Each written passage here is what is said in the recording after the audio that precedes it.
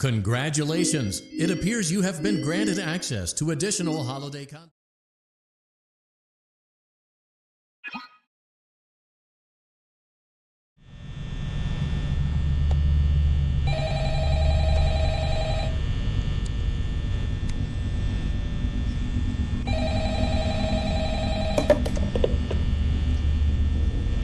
Hello?